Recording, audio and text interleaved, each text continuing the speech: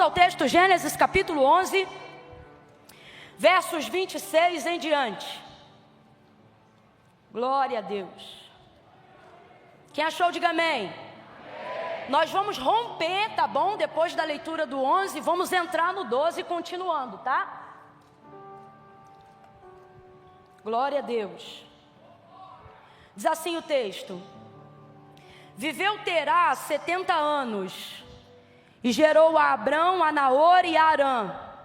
E são estas as gerações de Terá. Terá gerou a Abrão, a Naor e a Arã. E Arã gerou a Ló. Morreu Arã, estando seu pai, Terá, ainda vivo na terra do seu nascimento, em Ur dos Caldeus. Abrão e Naor tomaram mulheres para si. O nome da mulher de Abrão era Sarai, e o nome da mulher de Naor era Milca, filha de Arã, pai de Milca e de Isca. Sarai era estéril, não tinha filhos. Tomou Terá Abraão, seu filho, e a Ló, filho de Arã, filho de seu filho, e Sarai, sua nora, mulher de seu filho Abrão, e saiu com eles da terra de Ur dos Caldeus, para ir à terra de Canaã. Completa aí para mim, por favor. Para ir à terra de... Saiu da terra de Ur dos Caldeus para ir à terra de novo, igreja, para ir à terra de...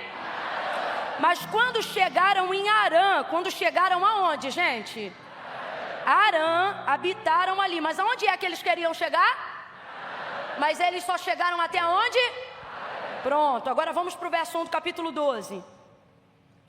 Ora, disse o Senhor a Abrão: sai da tua terra e da terra da tua parentela e da casa de teu pai, para a terra em que eu te mostrarei.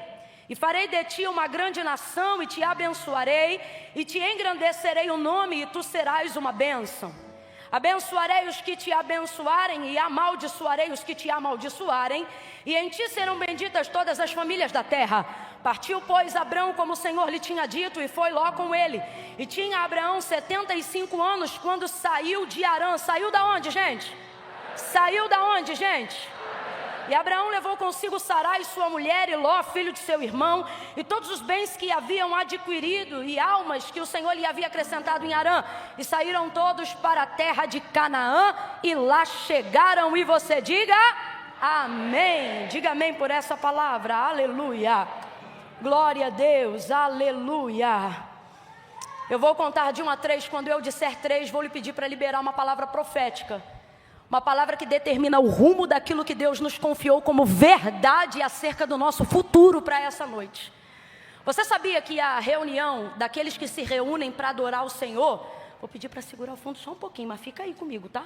Quando eu olhar para tu, que tu vê que eu estou tomada, tu é tomado junto comigo, tá? Não vai embora não, fica aí. É só os primeiros 15 minutinhos. Quando nós nos reunimos, Deus ele quer falar conosco sobre o futuro. Não são só palavras motivacionais, de ânimo ou num profético distante. Não. Tem gente que diz assim: ah, Camila, mas o amanhã a Deus pertence. Sim, e você pertence a quem? Então não seria conveniente que você soubesse sobre as coisas do amanhã? Só que a maioria das vezes, se a gente chegar aqui agora e perguntar para as pessoas assim: você sabe aonde você vai estar daqui a 1 ano? Você sabe o que vai acontecer daqui a 2 anos em sua vida? Não, Camilo, o homem faz planos, mas a resposta vem de Deus. Há uma série de argumentos que as pessoas utilizam, até bíblicos, para tentarem contrariar uma verdade que não deveria ser contrariada. Qual? Você deveria ser conhecedor do seu futuro. Você deveria sim saber aonde você vai estar daqui a um tempo. Você deveria sim ter um planejamento a curto, a médio e principalmente a longo prazo. Você não tem que deixar a vida te levar. Quando o Senhor criou o homem, Ele não disse vive, Ele disse governe. Decida, saiba, guia. Foi isso que Ele falou. Isso é princípio, o restante é sentimentalismo. E aí a gente pergunta às pessoas: você sabe aonde você vai estar? Ai, Camila, eu estou angustiado, eu estou desesperado, porque eu não sei o que vai acontecer em 2022. Deveria saber. Você deveria saber. Mas a gente acaba preferindo acreditar em filosofia do que em verdade bíblica. Nada contra a filosofia, mas a Bíblia tem uma verdade que não é relativa. E o relativismo está acabando com o profético. E há uma verdade profética que não pode ser negligenciada porque ela é um princípio. Qual, Camila? Você conhece o Deus do futuro e Ele não quer armazenar as coisas que Ele vai fazer só para Ele. Pelo contrário, a palavra de Deus garante que Ele não faz nada sem antes revelar aos seus santos profetas. Não é porque Ele precisa do nosso aval ou da nossa permissão para fazer nada, mas é porque é de Deus o partilhar, é de Deus o comungar, é de Deus o compartilhar. Olha o que Ele disse pela boca de Jeremias a seu povo. E naquela época Israel estava num estado de apostasia espiritual, de idolatria muito grande. Mas olha o que Ele disse. Ele disse assim: Jeremias, manda o meu povo clamar. E falando acerca do futuro, Ele disse a Jeremias: clama a mim. Agora veja, o clama a mim está na conjugação do presente. Clama a mim, veja aí, quem conhece um pouquinho de português sabe. Clama é agora, é presente. Clama a mim e responder-te-ei. Ok, clamar está no presente, mas responder-te-ei está onde? Está onde? No futuro. Olha a orientação de Deus a Jeremias em tempo de apostasia. Olha a orientação de Deus a Jeremias em tempo de escassez de fé. Olha a orientação de Deus a Jeremias para orientar o povo em tempo onde o povo estava se esquecendo quem era Deus. Clama a mim, quando no futuro não. Um cristão não espera nada acontecer para saber o que ele vai fazer. Não, ele está pronto, ele está preparado. E quem não está preparado é porque está negligenciando uma série de verdades bíblicas. Aí ele diz no presente: clama a mim e responder-te-ei. O que ele está dizendo? Você clama a mim hoje e eu vou te falar coisas sobre o futuro. Mas para você conhecer o futuro, você precisa se relacionar comigo quando? No presente. Aí ele continua: clama a mim, responder-te-ei e anunciar-te-ei. Anunciar-te-ei o que, gente? Coisas, quem sabe? Vamos lá, coisas. Por que você tem esperado coisas tão pequenas de um Deus tão grande? Você está gastando o tempo do seu relacionamento com Deus pedindo para Deus coisas que você podia fazer. Eu me lembro de Jesus dizendo aos seus discípulos assim: olha, não andeis ansiosos por coisa alguma, nem pelo que comerão, nem pelo que vocês vão beber. Olha o que ele diz. Isso é para os discípulos. E dentro da nossa cultura, para os cristãos. Olha o que ele diz. Sabei que o vosso Pai... Ah, Camila, mas Deus não é pai de todos? Não, isso é quando a avó brincava. Mindinho, seu sobrinho, fura-bolo, mata-piolho, pai de todos. Não. Deus é criador de todo. Pai, ele só é dos filhos. E segundo João, só é filho quem o reconhece. Quem reconhece o filho como filho, recebe o direito pelo filho de chamá-lo de... Então não vem com essa história da carochinha que todo mundo é filho não, que a gente vai ter um negócio hoje aqui. Aí escute isso. Olha o que ele diz: eu não quero vocês ansiosos com coisa alguma, nem pelo que comerão, nem pelo que beberão. Saibam, tenham em mente e em consciência que o vosso Pai, que está no céu, de todas essas coisas, Ele sabe que vocês precisam. Olha para o teu irmão e diga: Ele sabe. Diga: Ele sabe. Agora veja, Ele não diz o vosso Senhor, Ele diz o vosso. Ele diz o vosso. Ouça isso, igreja. Ele diz o vosso Pai. Por quê? Quem aqui é pai? Quem aqui é pai? Quem é pai aqui? Isso. Quando eu digo pai, são pais. Pai, mãe. Isso. Pronto. Seu filho aí, sobretudo quando ele está em fase de crescimento, quando chega a conta da fornecedora de energia, você dá na mão dele para ele pagar? É teu filho que tem que saber a data que vence o cartão? É o teu filho? É ele que paga a fatura do cartão? Não. Agora, teu filho, quando é um pouco maiorzinho, ele sabe que está tendo energia porque a luz está sendo paga, sim ou não?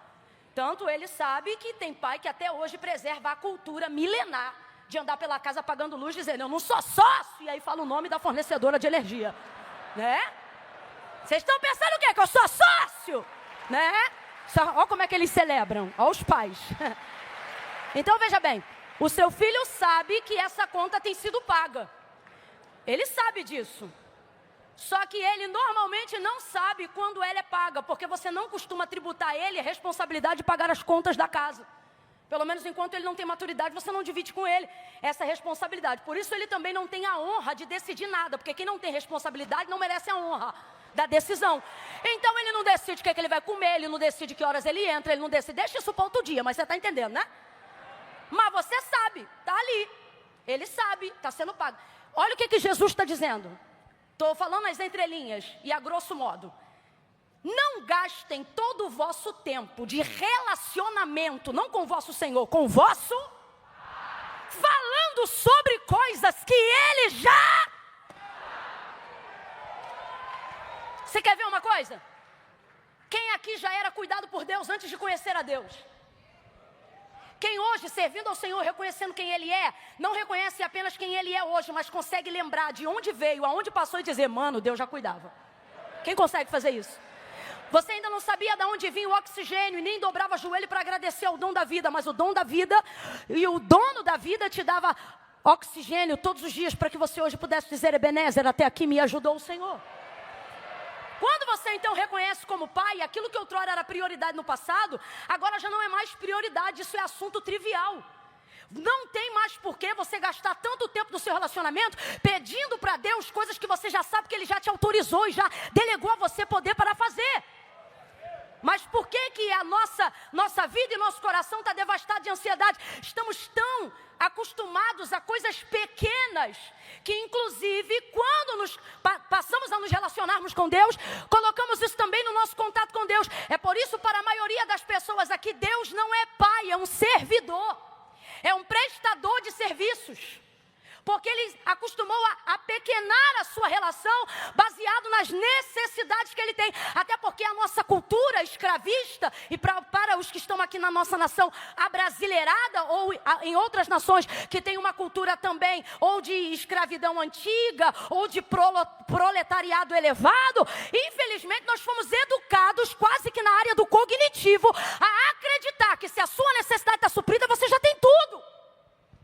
E quando vemos então para a cultura do reino de Deus, temos dificuldade de nos relacionarmos com Deus na abrangência e na forma com que Ele deseja se relacionar conosco, porque nós crescemos a vida toda com pessoas incutindo na nossa mentalidade a seguinte filosofia e ideia de vida: na casa do bom homem quem não trabalha não come. Aí você conhece um bom homem que diz, é meu, somente meu, todo o trabalho, e o seu trabalho é descansar em mim. Aí a mente buga.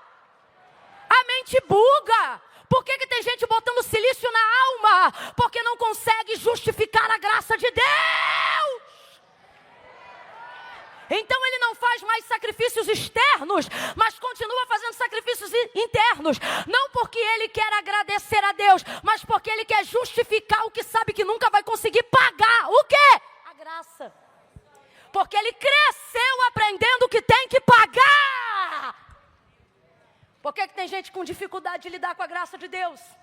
Camila, você está falando isso numa igreja onde prega a graça de Deus. Às vezes também tem. E tem muito. Muito. Ouça isso. Ouça isso. Nós não nos santificamos para pagar. Nos santificamos para agradecer.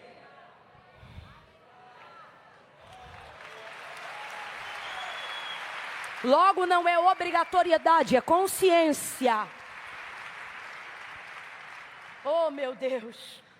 Volta para o futuro e eu volto para Gênesis. Então ele diz, clama a mim.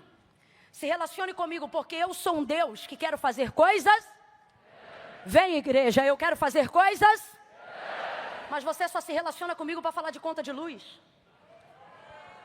Você só se relaciona comigo para falar de enfermidade. Eu vejo Paulo falando do espinho na carne, fez até campanha. Coisa rara era Paulo fazer campanha para um assunto. Porque um cara que tem muita intimidade com Deus, normalmente não precisa tanto de campanha. O cara já fala com Deus todo dia, fala com Deus direto, e isso potencializa a oração, o relacionamento dele com Deus. Isso é normal.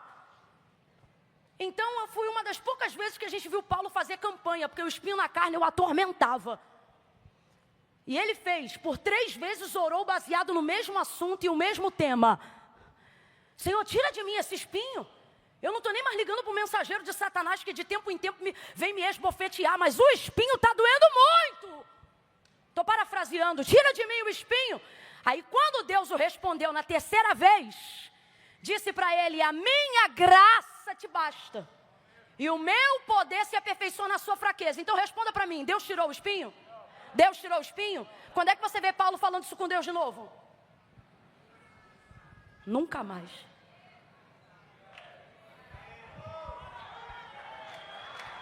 Vamos falar de outras coisas. Vamos falar sobre outras esferas. Vamos falar sobre outra. O Senhor está dizendo, eu não tenho problema nenhum de continuar sendo mantenedor do teu feijão, de continuar sendo mantenedor no teu combustível. Não se sinta envergonhado por isso, porque eu sou o teu. Mas quando for para estreitar relacionamento comigo, vamos falar de coisas que o dinheiro não compra. Vamos falar de coisas que network não faz. Vamos falar de coisas que transitam acima da economia. Eu não estou falando sobre a sua comunicação com os homens, abre a mente.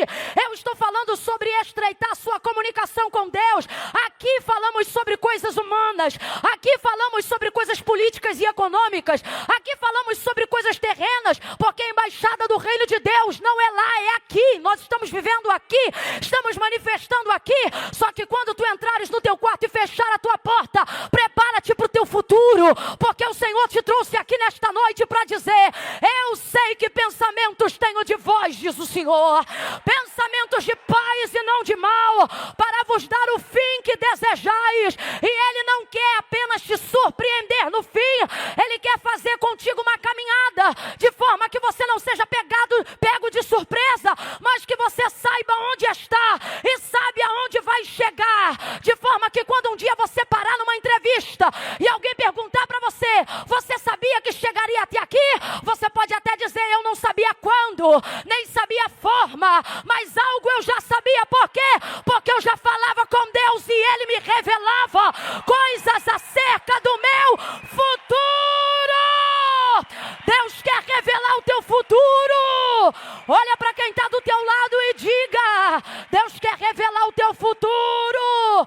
Eu quero olhar para essa geração que está aqui na minha retaguarda, 8, 9, 12, 14, 16, 18, e dizer que vocês têm anos de vantagem na nossa frente, por receberem essa palavra de conhecimento, por receberem essa revelação bíblica. Camila, eu não estou entendendo. Hoje, ainda antes desse culto acabar, vocês que estão aqui em cima, não saiam por aqui dizendo, somos filhos dos crentes. Não, somos os profetas dos quais Deus vai revelar o futuro da nação, o futuro do ministério, o futuro da nossa vida. Sacode alguém aí de novo e diga para ele ou para ela, Deus, bora, grita, diga Deus. Não, você não está gritando não, Camila, que a gente não é de gritar, não era, porque hoje vocês trouxeram alguém pentecostal até o tutano. Vai gritar, olha para quem está do teu lado e diga, Deus quer revela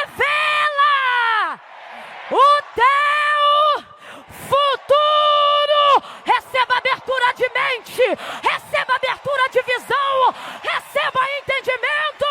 Eu declaro sobre a vida daqueles que acreditam e que estão debaixo dessa palavra, que tudo que o jornal for revelar daqui para o final do ano como notícia, para quem entra no quarto e tem porta fechada, vai ser notícia velha.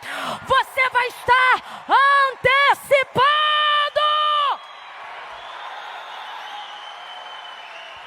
Se tu és profeta, profetize alguém o que eu vou lhe dizer. Se não és, entra na roda. Porque quem não é profeta, quando está na roda, profetiza também. Oh, meu Deus do céu. Quando eu disser 3, você vai sacudir o ombro de alguém e vai dizer assim, 1 ano. Calma que eu não contei até 3 ainda, agoniado, espera. Ouviram?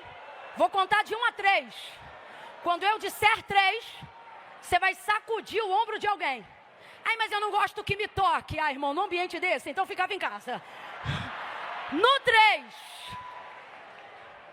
você vai sacudir e vai dizer assim, 1 ano. Eu podia dizer 10, eu podia dizer 5, só que nessa noite, eu vou dizer 1.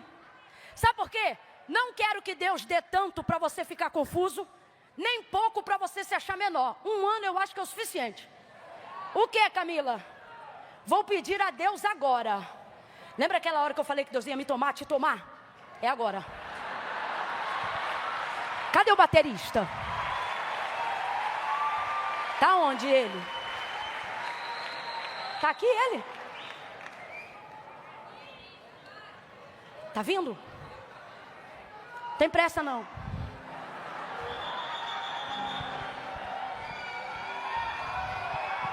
Um ano.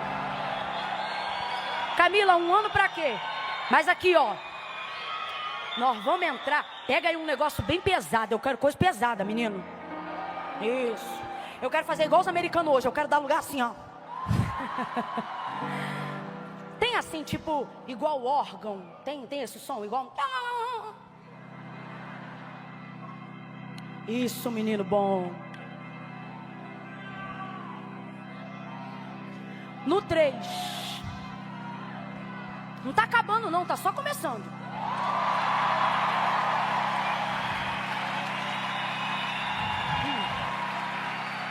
No 3. Isso é muito sério, gente. Só faço isso quando Deus manda. No 3, você vai impor as suas mãos sobre o ombro de alguém. No 3.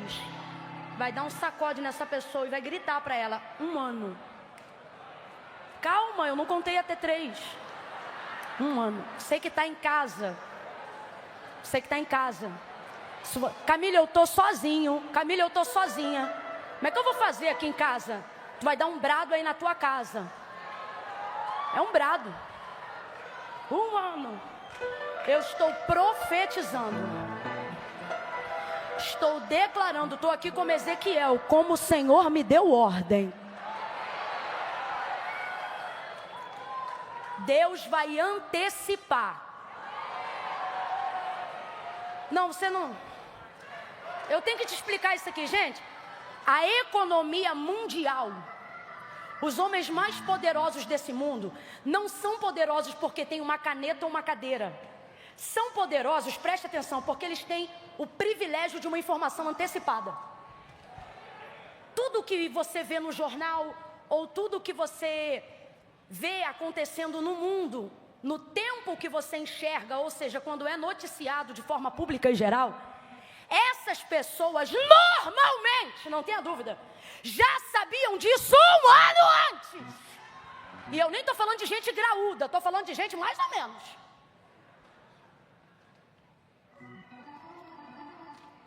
Um ano. Aí vamos lá. Um exemplo no mercado financeiro, por exemplo. Eu vou para o espiritual, mas vamos para o financeiro. Um exemplo. Imagine uma pessoa que tem um direcionamento do céu. Pode mandar auditoria fiscal ir lá que não vai ter licitação errada. É direcionamento do céu. Perguntar, rapaz, como é que esse cara aqui sabia? Sabia o quê? Sabia que essa ação aqui estava baixa e em 6 meses ele comprou, porque depois de 6 meses isso aqui ia ficar alto. Mas quem sabia disso aqui? Manda a auditoria vir aí, vai lá na tua empresa, vai ver tudo, não vai dizer nada. Por quê? Porque não é gente aqui da horizontal. Informação privilegiada, antecipada de verdade, não vem da horizontal, vem da vertical. Quem lembra de Eliseu no comando do exército? Quando o rei da Síria se levantou? Direita, fechava a direita. Estou dando exemplo. Esquerda, fechava a esquerda. Aí disseram, quem é o traidor que está aqui no nosso meio? Auditoria do reino. Quem é o traidor que está aqui? Aí alguém se apresenta e diz, não tem traidor. O problema é que tem um homem lá. Que ele não precisa de contato na horizontal. Porque esse homem tem um contato direto. Não, gente, olha, quem não crê, coma menos. Mas quem crê, se liga nisso aqui. Já está comprovado que você está só a 5 pessoas dos lugares que você quer acessar. Isso já está comprovado. Você está a 5 pessoas de todos os lugares que você quer chegar e das conexões que você quer fazer. Quem está longe está a 5, quem está perto está a 3. Isso já está comprovado. Você precisa de 5 a 3 pessoas, dependendo do ambiente que você está, para acessar onde você quer entrar. Quem está acompanhando, diga amém. Isso já está comprovado. Aí você vem para essa conferência para conhecer um Deus que está dizendo, você precisa de 5 ou de 3, mas se você me conhecer de verdade, você só vai precisar de 1. Só de 1. Só de 1. Palavra de Deus diz que o pecado entrou no mundo por um homem. E quando saiu do mundo por um homem. Deus está dizendo, você não precisa de tudo que acha que precisa para chegar onde deseja. Você só Deus está dizendo a pessoas aqui hoje assim: olha, eu quero estreitar o teu acesso. Ao invés de precisar de 5, de 10, de 15, você vai entrar em lugares aonde as pessoas vão dizer: você entrou aqui com quantos? E você vai dizer: 1. A porta se abriu com 1. O meu nome foi lembrado por causa de 1. Ele deu vitória por causa de 1. Tem gente aqui que vão perguntar: como é que você venceu essa guerra? Aquele que foi por entre as amoreiras para dar vitória a Davi, vai com escudo e espada desembainhada. Eu não sei para quem, mas Deus está dizendo a alguém aqui: segura aí. Deus está dizendo assim: senta que senão me irrita, parece que quer que eu acabe agora. Eu tô brincando. Diga de novo, diga assim comigo: 1 ano. 1 ano. Uma pessoa. Eu não estou dizendo que Deus não vai usar pessoas. Só que você não vai precisar fazer o que todo mundo faz para chegar onde Deus quer que você chegue. Pessoas vão lembrar do teu nome. Quer te contar uma história que aconteceu comigo? Tem gente que prega muito melhor, é muito mais consagrado, tem uma vida muito mais, né, diante de Deus. A gente reconhece isso, não tem dificuldade de reconhecer isso, não. Eu me lembro de eu chegar em lugar, mas quando Deus quer fazer, e quando você preserva o seu contato com eu não tinha esse negócio de pedir aqui, vai ali, não sei o que. Mas é amigo, não tenho até hoje. Não tenho esse negócio. Eu me lembro de eu chegar em lugares e ficar tão chocada de estar num lugar grande e tal, e de honra, de eu perguntar para a pessoa, de eu cutucar assim o pastor, falar assim: pastor, mas o que levou o senhor a me trazer aqui? E o cara olhar para mim, dizer assim: menino, eu estava vendo lá uns vídeos, daqui a pouco apareceu o teu. Não estou falando de hoje, estou falando de mais de 10 anos atrás, quando realmente ninguém sabia. E a pessoa dizer assim, e Deus falou assim: traz ela. E eu colocar na reunião de obreiros aqui e falar: ó, Deus mandou trazer. Mas quem é? Quem indicou? Quem conhece? Ninguém conhecia. Me lembro de pregar num congresso de oração de 80 anos. Quantos anos eu falei? Eu tinha 22 anos. O congresso tinha 80, eu tinha 22 anos. Foi a primeira vez que uma mulher subiu na tribuna da igreja. Imagina com a cara de 22 anos. Porque se essa cutis é assim hoje, imagina com 22 anos. Aí escute. 22 anos. As irmãs choravam antes de eu pregar. Só quando eu cheguei eu pensei: Deus, que povo quebrantado. Não era. O choro delas não importava nem se eu ia pregar ou o que eu ia pregar. Era o fato de ver uma mulher. Era o fato de ouvir pela primeira vez esse barulho aqui, ó. Pela primeira vez. Subindo numa tribuna. Você acredita nisso? Não, eu só estou contando isso aqui. Não é para vanglória, não. Que eu não quero que a presença de Deus saia daqui, não. Eu estou falando isso aqui para dizer que às vezes você acha que precisa de um monte de contato para chegar. Tem gente aqui se colocando em posições que tem desagradado ao Senhor, quebrando princípios para ver promessas se cumprirem, quando Deus na verdade está dizendo: sem princípios não haverá cumprimento de promessas. Veja isso. E Deus hoje te trouxe aqui para dizer: eu vou encurtar teu contato, vou usar pessoas, mas sou eu que vou inclinar o coração dessas pessoas. Vai ter gente chegando lá na obra onde você é missionário, na igreja onde você é pastor, pastora. E quando você perguntar: como é que você veio? Quem te falou daqui? Ninguém. Eu estava passando aqui na porta e ouvi uma voz me dizendo: entra. Você vai contar testemunhos assim. 1 ano, prepare aí, nós vamos profetizar. 1 ano para quê, Camila? Você vai ter uma visão antecipada acerca do futuro em 1 ano. Eu estou declarando aqui debaixo de fé. Camila, mas eu não estou crendo não. Então não precisa crer, porque eu não estou indo na tua fé, estou indo na minha. E eu vim crente à beça hoje. Vim crente à beça. Não, Camila, mas eu não tenho que ter fé para crer. Depende de quem está profetizando. Com todo respeito, depende. Porque quando eu olho 2 Reis capítulo 4, eu vejo Eliseu profetizando para uma mulher que não podia ter filhos. Na verdade não era ela, era o marido. Aí ele olha para ela e ele diz assim: neste tempo determinado, que tempo era esse? 1 ano! Olha o que ele está dizendo. Cabo de 1 ano, sabe o que isso significa? Tempo determinado, sabe o que isso significa? É ele dizendo, entre a palavra que você vai ouvir agora, até o cumprimento, uma criança vai estar em teus braços. Se eu pudesse traduzir, o que ele estava dizendo, literalmente é isso aqui, ó. Não vai passar 365 dias dentro do nosso calendário, até que essa palavra não apenas se cumpra, mas ela seja uma realização literal e concreta nos seus braços. Tempo determinado é prazo de 1 ano. Completa aí. Tempo determinado é prazo de 1. Ela não creu. Ela não creu. Quando ele disse, tu conceberás e darás à luz a um filho, ela não disse glória, ela não disse aleluia, ela disse, não, meu Senhor, homem de Deus, não mintas a tua serva. Então responda para mim, quando ele profetizou, houve nela manifestação de fé? Responda aí, houve nela manifestação de fé? Você quando ouve alguém contando 2 Reis capítulo 4, você dá glória, você dá aleluia, mas ela manifestou incredulidade. A palavra dela não foi sim, não foi yes, a palavra dela foi não. Homem de Deus, não mente. Responda para mim, ela teve o filho ou não teve? Cumpriu ou não cumpriu? E por que cumpriu se ela não creu? Isso aqui é uma palavra que faz quem é profeta, segura, faz quem é profeta sentar na cadeira e se perguntar se é Deus que está falando mesmo. Porque quando é Deus que manda falar, irmão, estou falando de profecia, tá? Não estou falando do uso da fé, estou falando do uso da profecia. Quando é Deus que manda, ouça isso, ela não creu, mas cumpriu ou não cumpriu? Aconteceu ou não aconteceu? Aí eu te pergunto, Deus está contando com a fé dela? Mas por que realizou assim mesmo? Porque quem profetizou foi? Quando você está autorizado por Deus a liberar uma palavra, Deus não conta com a fé de quem recebe, Deus conta com a fé de quem libera.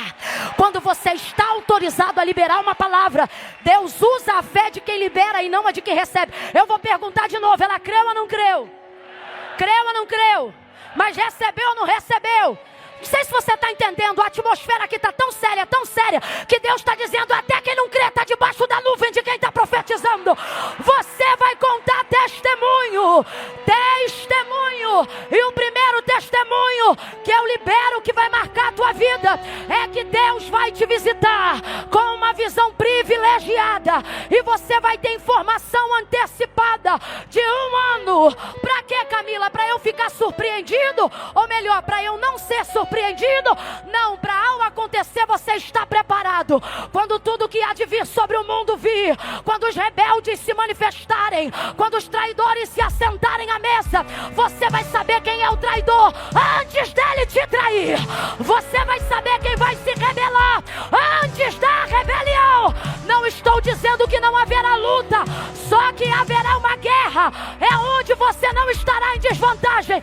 Quando o inimigo se levantar contra ti por 7 caminhos, ele vai ter que fugir da tua presença. Olha para quem está ao teu lado e diga para ele, 1 ano. Em 1 ano você vai estar preparado como nunca, crente como nunca, avivado como nunca, renovado como nunca, inteligente como nunca. Oh, aleluia!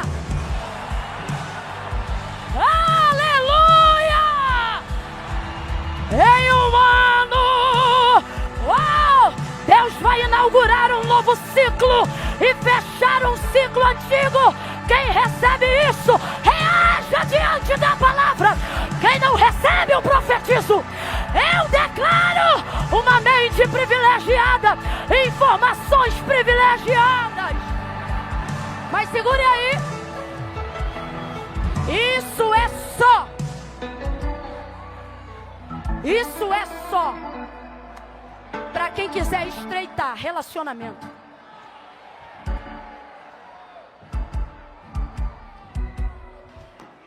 Você só precisa de um. Eu não estou dizendo que Deus não vai usar a gente. Abre a mente.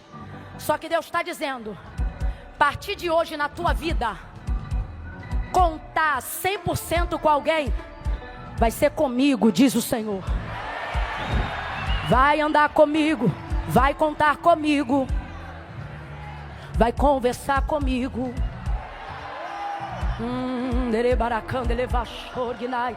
Vai falar comigo, vai cantar comigo, vai falar comigo. Vai sentar comigo, vai comer comigo, andar de ônibus comigo, metrô comigo, dirigir comigo, a pé comigo, bicicleta comigo, deitado comigo, de pé comigo.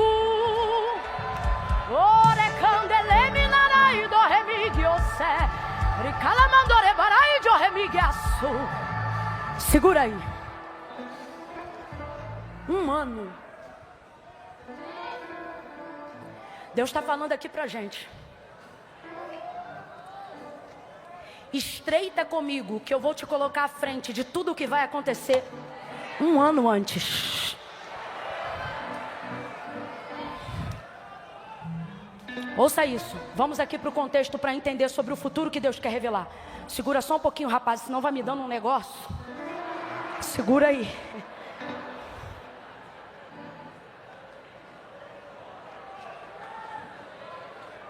Ó, vou resumir.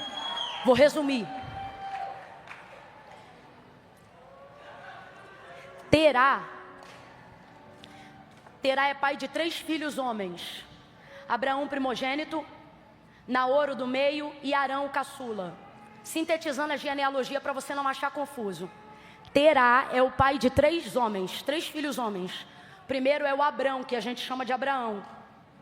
O segundo chama-se Naor e o caçula chama-se Arã. Então vamos lá. Qual é o nome do pai de Abraão, Naor e Arã? Quantos filhos ele teve? 3. Qual é o nome dos filhos? Arã é qual? O Apesar de ser o caçula, foi o seu ramo mais frutífero para a filiação. Arã foi pai de Ló, aquele sobrinho de Abraão. Ele teve um filho. Isso deu tanta alegria para o seu pai e para a sua casa. Foi o primogênito rebento da família. Só que o texto não diz qual é a causa da morte. Não precisa dizer. A dor aqui, que não importa qual é a causa, é o fato de ter morrido. Morreu justamente o caçula. Aquele que normalmente tende a ser a alegria, né? O ramo novo que traz um frescor, uma novidade para casa. Não é à toa que normalmente o caçula recebe um tipo de tratamento diferente. Mas não é porque o pai ama mais. É porque normalmente quando nasce o caçula, o pai do caçula já não é o mesmo pai que era pai quando nasceu o primogênito. Ele é mais maduro, ele já não se estressa tanto e é por isso que o caçula não apanha como o mais velho apanhou. Isso não tem a ver com amor, tem a ver com maturidade. Tem filho agora que é do meio e o mais velho que está sendo curado agora. Porque você vai parar com esse negócio de dizer, no meu tempo não era assim não, vai eu falar assim contigo. Né? Mas é por causa disso, é por causa da maturidade. Aí escute isso. Arã morreu.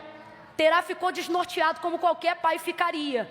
Ao invés de continuar tratando Ló como neto, ele vai fazer agora até o que dentro de um sistema jurídico costuma acontecer. Se, sobretudo dentro da cultura judaizante, se o pai não está ali para suprir, quem entra em ação é o avô. Então, na verdade, ouça isso. Terá não vai cuidar de Ló como se fosse neto, mas vai dar continuidade cuidando de Ló como se fosse o seu, por causa da ausência do seu pai. A dor da morte de Arã vai mexer tanto com a realidade de Terá, e só quem já passou aqui pelo luto vai entender o que eu estou falando, que ele tem necessidade de mudar a sua geografia. Por quê? Porque ele, na verdade, vive dentro de uma geografia onde ele viu os seus filhos crescerem ali, nascerem ali, e agora um dos seus filhos morreu ali. Então, qual é a situação de de Terá? É a situação de um pai que para cada canto que olha, tem a memória do seu filho afetada pela dor da perda. Então ele decide mudar de geografia. Só que você sabe que essa é uma verdade. Não é porque você sai do lugar da dor que significa que a dor vai sair de dentro de você, mas é verdade que ajuda. Mudar a geografia ajuda. Isso aqui é o instinto de sobrevivência de Terá para tentar combater o trauma, a dor do luto do seu filho que morreu. Lembre aí agora, qual era o nome do filho que morreu? De novo, qual era o nome do filho que morreu? Guarda essa informação aí. O nome do filho que morreu era Arã. Então ele vai sair daquela região geográfica para tentar esquecer a memória da dor do filho, porque aquilo ali afeta muito ele. Só que ele vai dar continuidade à sua família, ele vai mudar de lugar, mas não vai abandonar a família, ele vai arrumar tudo, vai arrumar todo mundo, vai desmontar a tenda.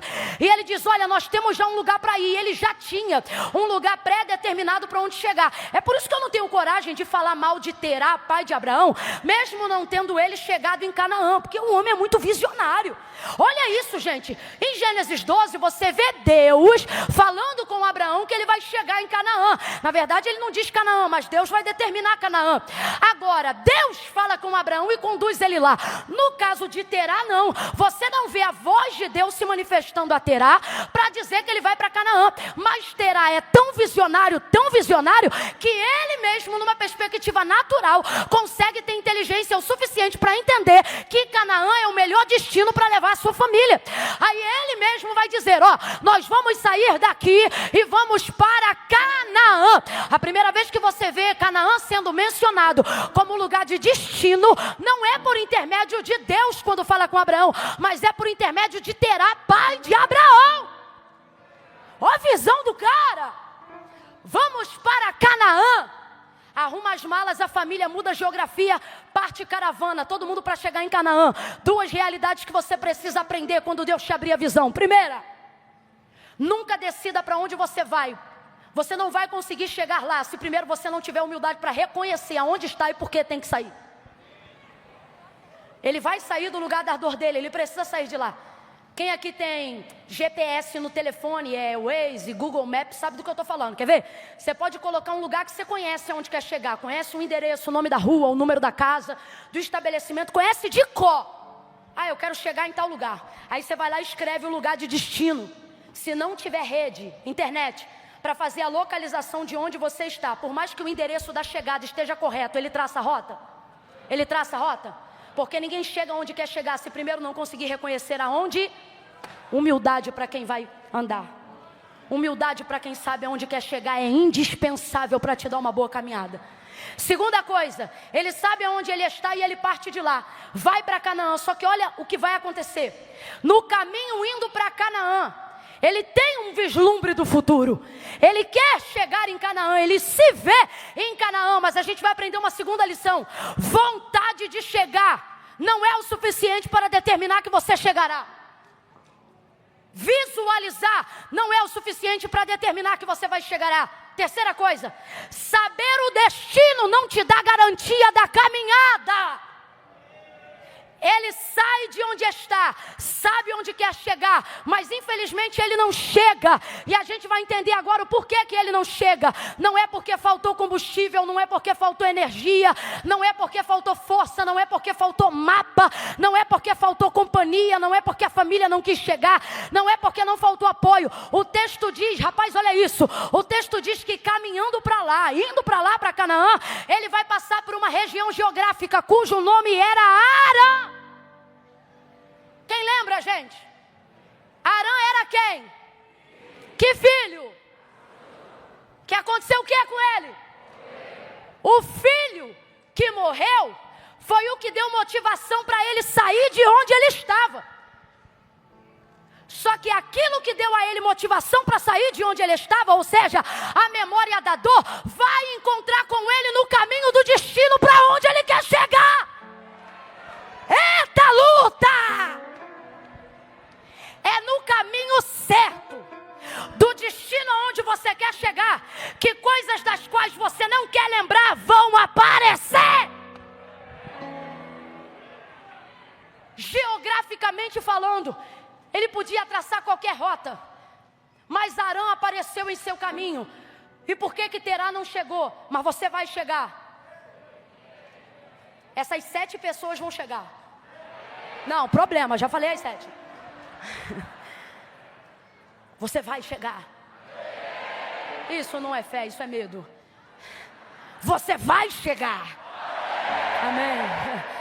Por que Terá não chegou, mas nós vamos chegar? Porque quando ele passa em Arã, que é o lugar que traz o nome do filho morto, do qual ele queria esquecer, não o filho, a dor. Não o filho, a dor. Ele acaba ficando lá, e o texto diz que ele morre lá. habita lá e morre lá. Então responda para mim, ele sabia onde queria chegar, sim ou não? Ele queria chegar, sim ou não? Mas ele chegou? Porque no caminho, em direção ao destino final, ele parou em um lugar que ativava a memória da sua dor, do filho da sua perda, Arã. Quando ele passa por ali, olha o que o texto diz, que ali ele habitou, e foi aqui que ele errou. Lugares que lembram de onde você quis sair, você não habita, você só passa.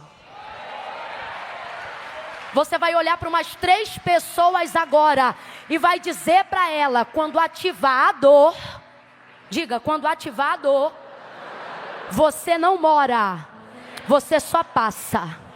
Deus trouxe gente hoje aqui, é uma palavra profética em meus lábios para liberar. Deus está dizendo, aquilo que você está passando vai tentar passar por cima de você, mas você não vai deixar. Você vai passar por isso, mas isso não vai passar por você. Você vai passar por isso, mas isso não vai passar por você. Eu vou repetir, você vai passar por isso, mas isso não vai passar por você. Você vai encontrar no caminho da sua chegada pessoas que você precisou deixar no dia da sua partida. A dor do que um dia te fez sofrer vai querer te visitar no caminho em destino ao seu futuro.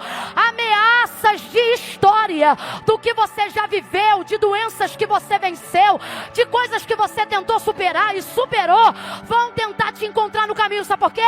Satanás vai tentar te ameaçar, e Deus vai até permitir, para ver como anda a energia e o foco do lugar que Ele determinou para você chegar. Se você parar para conversar, você não chega. Se você parar para tomar mais uma, você não chega.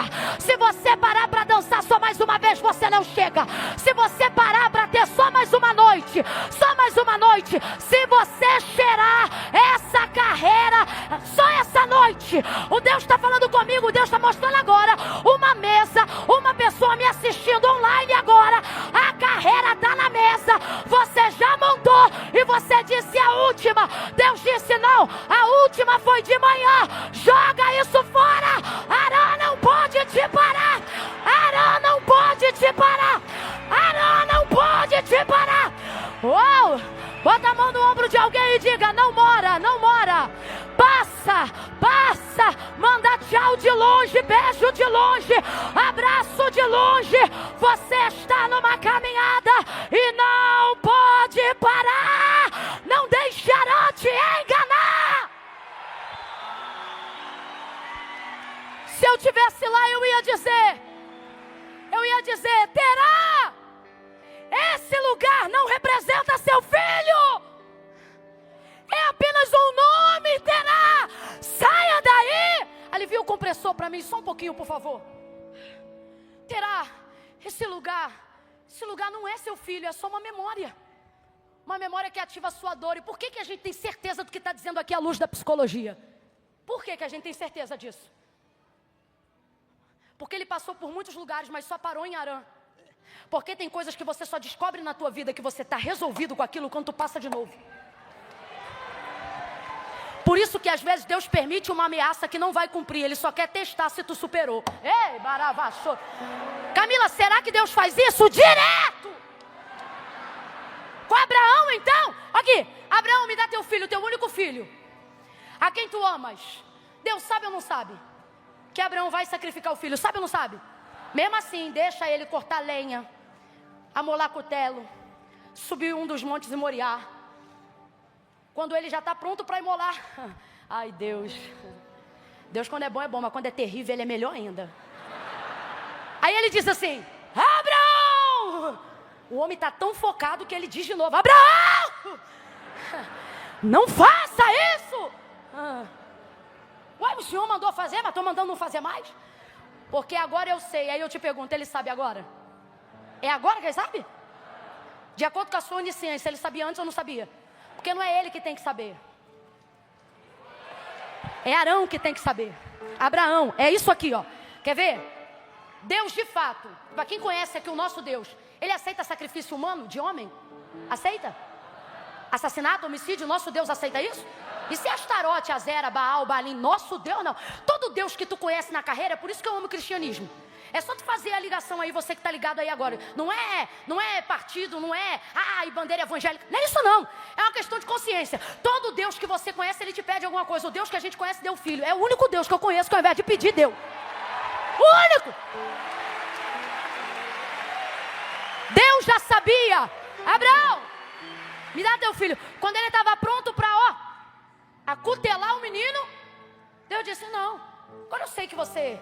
Só que ele já sabia antes. Ele está fazendo isso para Abraão saber quem tem que ocupar o primeiro lugar. Porque certamente o amor de Abraão já estava mais vinculado ao cumprimento da promessa, que é Isaac, do que a quem fez a promessa. Por isso Deus o testou. Tem coisa na tua vida que tu só vai passar. E Deus vai permitir passar. E tu não vai morrer nessa área, nem nessa prova, nem nessa dor. É Deus dizendo assim, é só para você desvincular teu coração disso.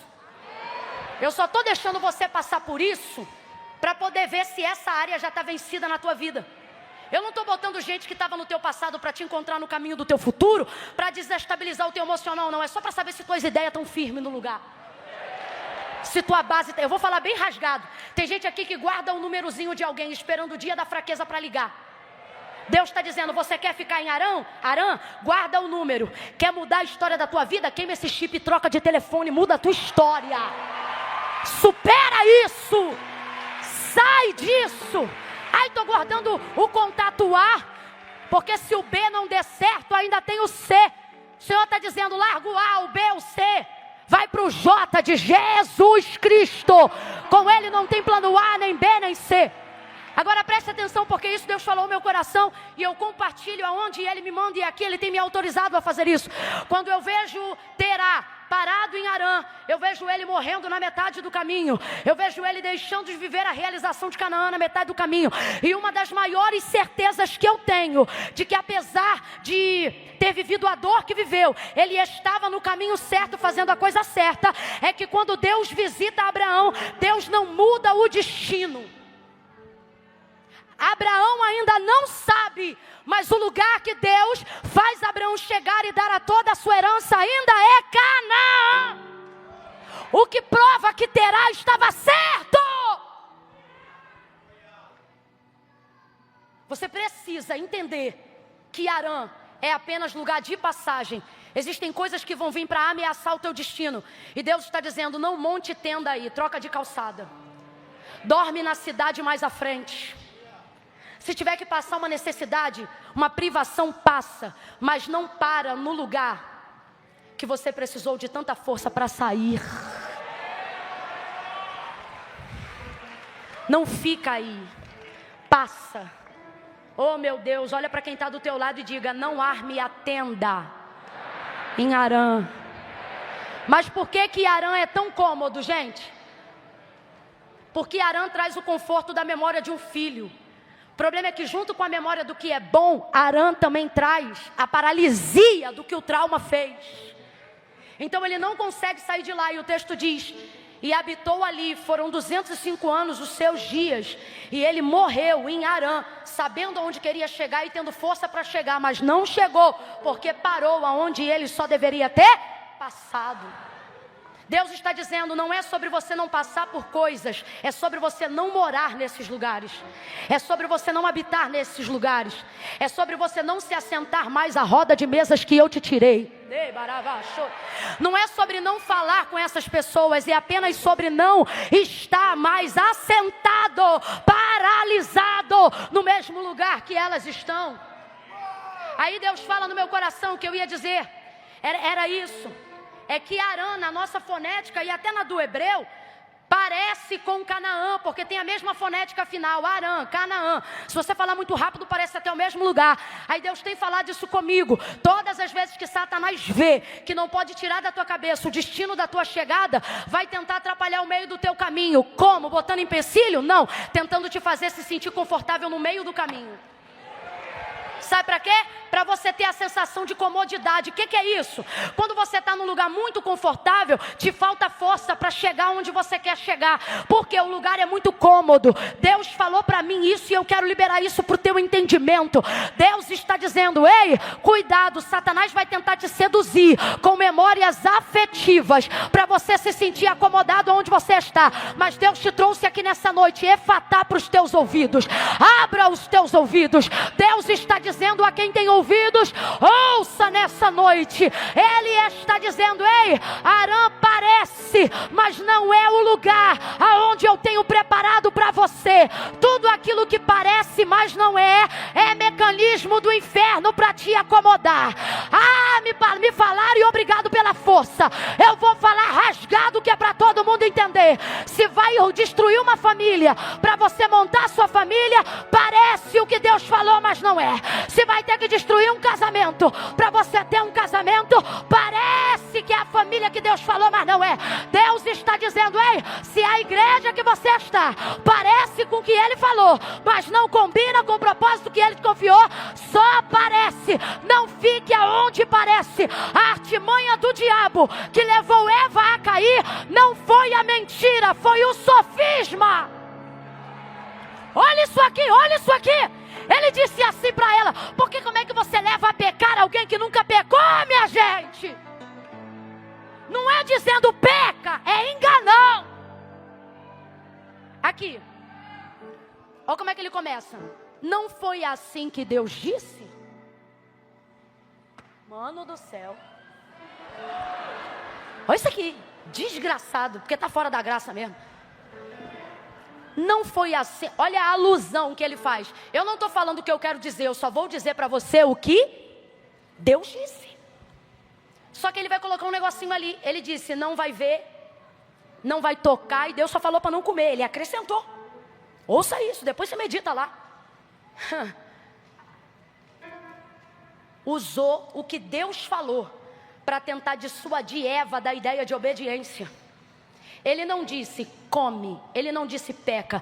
E é assim que Satanás tem trabalhado nesses dias para quem já conhece o Senhor. Você acha o quê? Que ele está aparecendo de chifre e rabo dizendo: vai lá, adultera, vai lá, vai lá. É ruim, hein? Ele vem, ó, devagarinho, ele diz assim: mas não foi bem essa promessa. Mas não foi bem assim que Deus falou. Mas você também está exagerando. Mas também Deus não quer tudo isso de você.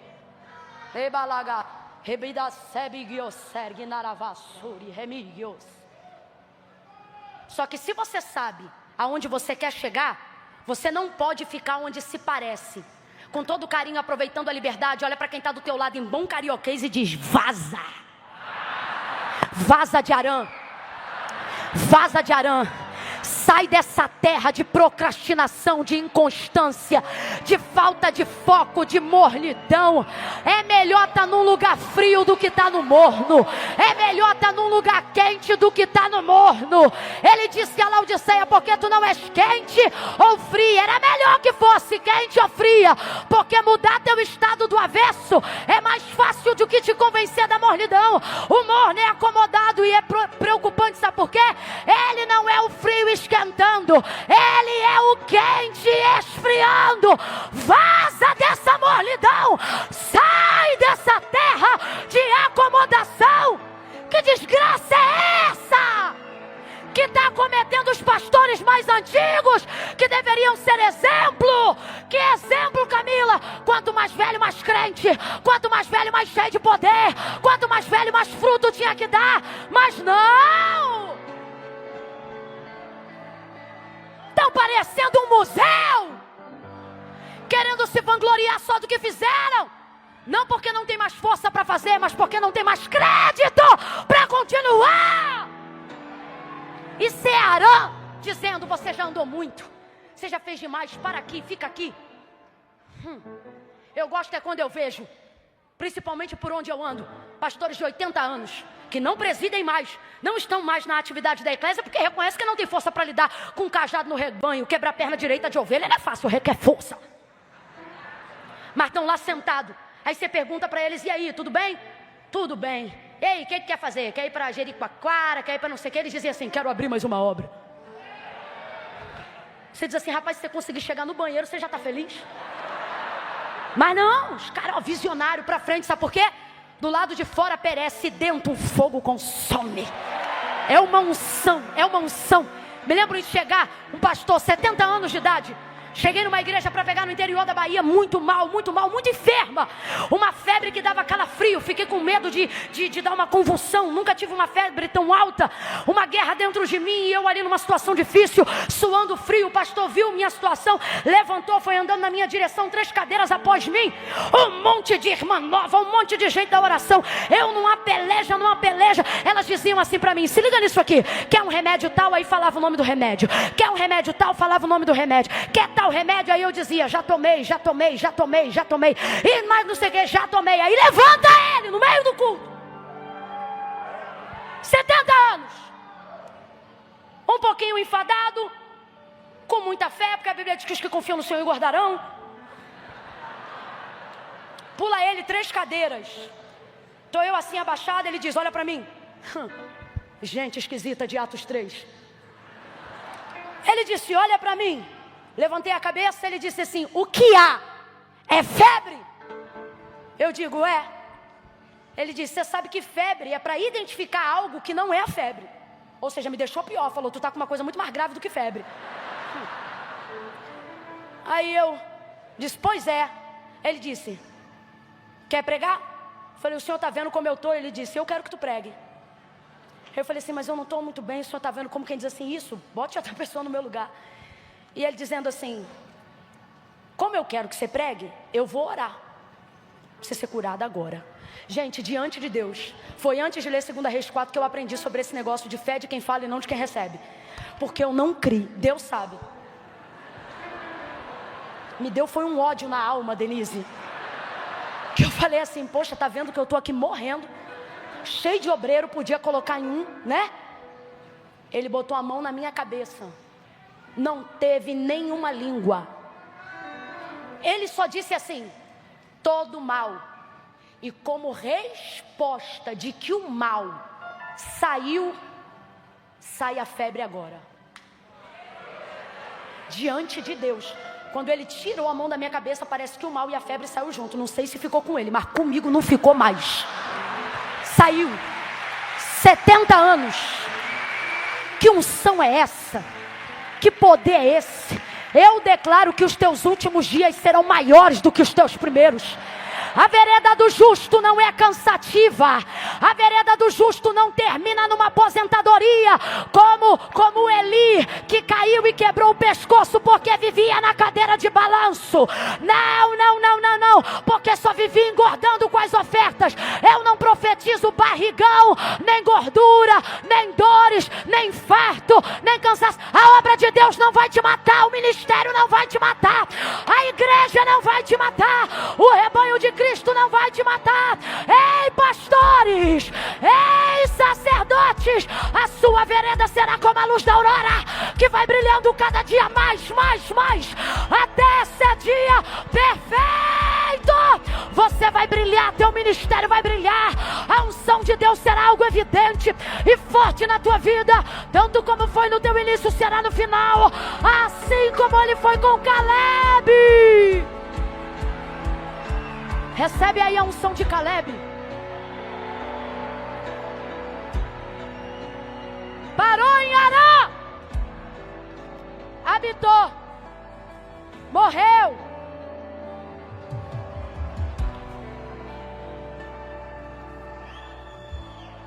Sabe o que eu vim dizer de Deus aqui para você? Que o que você está passando não vai passar por você. Como assim, Camila? Se eu estou passando por isso, exatamente, quem passa é você. Camila, eu não entendi, qual é a diferença? Êxodo 13, pergunta aí. Foi o mar que passou pelos hebreus? Ou foram os hebreus que passaram pelo mar? Quem está lembrando? Perdão, Êxodo 14. Foi o mar que passou pelos hebreus? Ou foram os hebreus que passaram enxutos no meio do mar? Agora eu vou perguntar de novo, só que com outro povo. Foi Faraó que passou pelo mar?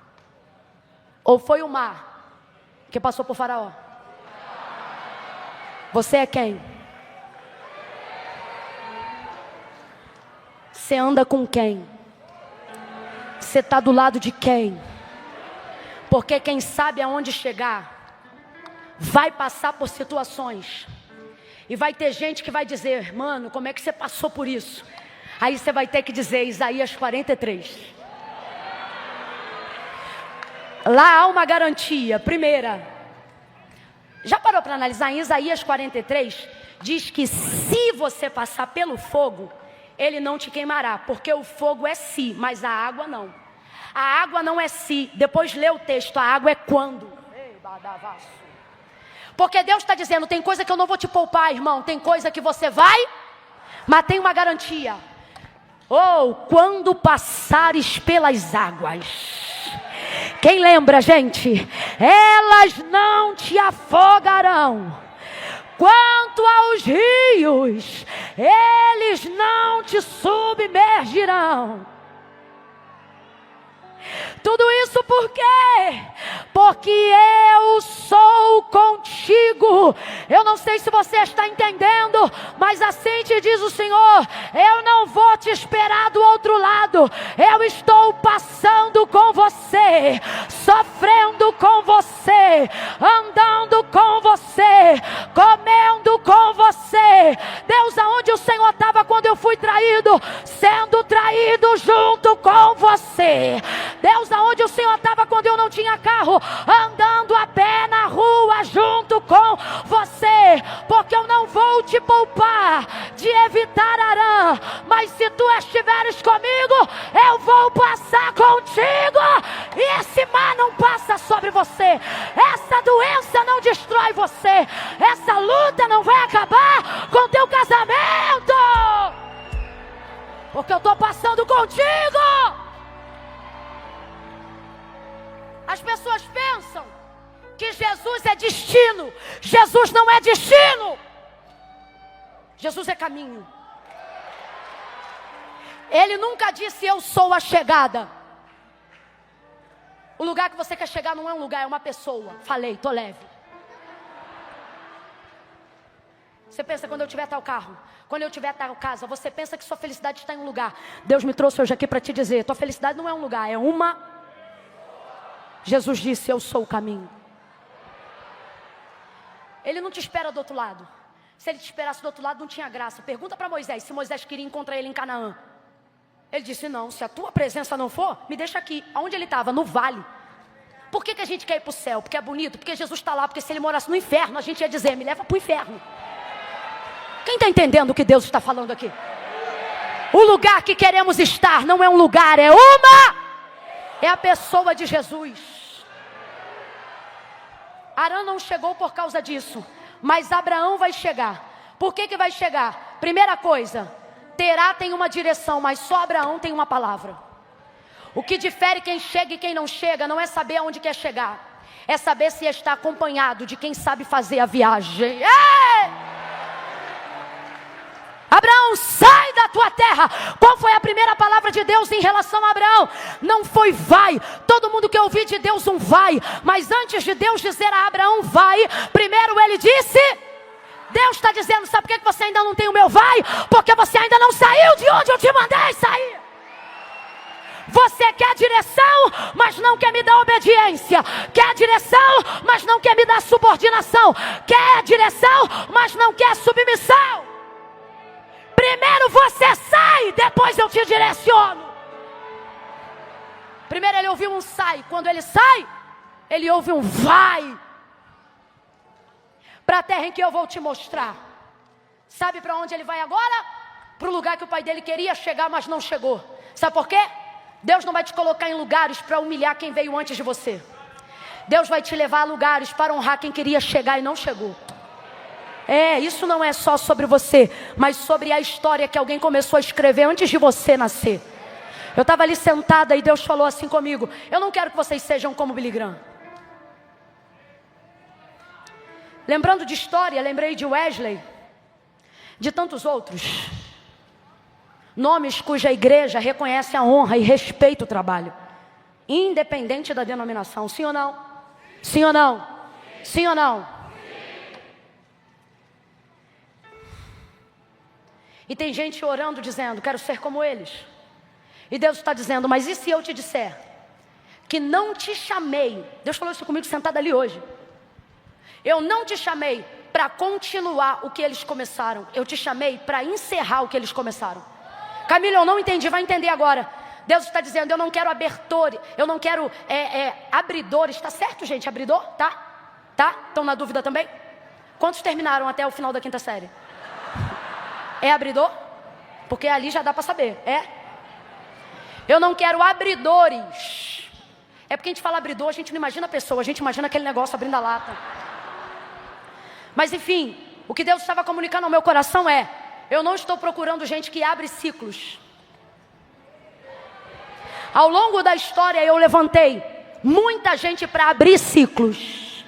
O problema é que muitos estão abertos até hoje e eu não consigo fazer uma coisa nova porque ainda não concluí a antiga. Porque todo mundo só quer continuar no caminho que alguém já desbravou. Mas e se eu disser, assim diz o Senhor, que eu tenho um novo caminho?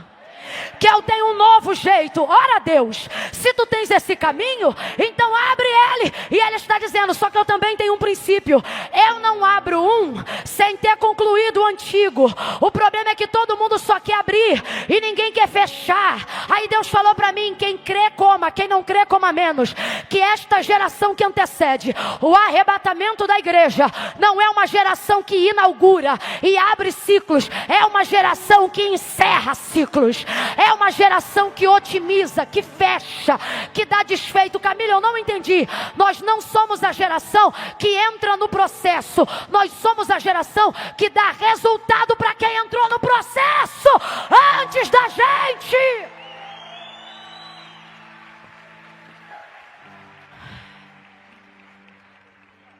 Hebreus 10:10, eu posso provar. Hebreus 10:10, eu posso garantir a palavra que estou liberando aqui. Sabe o que está escrito lá? Carta aos Hebreus. Divisão entre antigo e novo. Resultado de obras dos profetas antigos e de obra de Calvário, de Cristo na graça. Lei e graça. Carta aos Hebreus. Quem está me ouvindo, diga amém. Quem ainda aguenta mais 10 minutos, diga eu aqui.